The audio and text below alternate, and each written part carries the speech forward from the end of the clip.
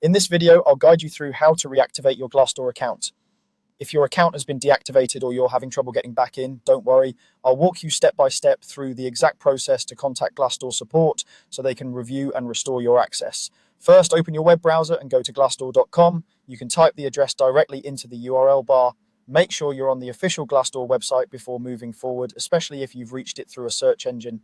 Once the page loads, give it a moment to fully display all the options at the top.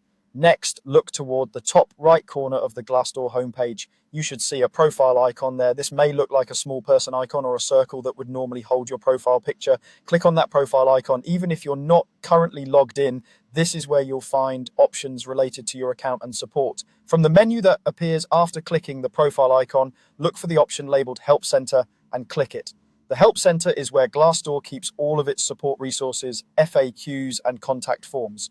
You're going to use this area to send a request asking them to reactivate your account.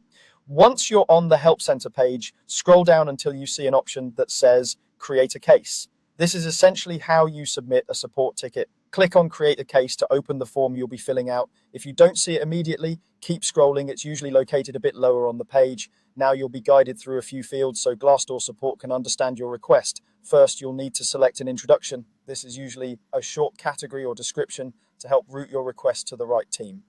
Choose the option that best fits that you're reaching out about your personal account. Next, you'll be asked to select a topic. From the list of topics, choose the one labeled My Glassdoor Account. This tells the support team that your request is specifically about an issue with your user account, such as needing it reactivated. After that, you'll see a field where you can select a subject. Pick the subject that most closely relates to your situation.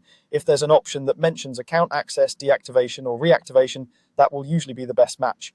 Now, you'll enter the main details of your request. In the message box, clearly explain that you want to reactivate your Glassdoor account. You can briefly mention when you notice the issue and any relevant details that might help them locate your account. Then fill in your first name, last name, and your preferred email address. Make sure this email is one you can access easily, since that's where Glassdoor will send their response. You'll also have the option to select your language so the support team knows how best to communicate with you. If there's an option to upload a file, you can use it if you have a relevant screenshot or document, but it's typically optional. Only upload information you're comfortable sharing, and that helps explain the issue. Before sending, check the box that says I'm not a robot.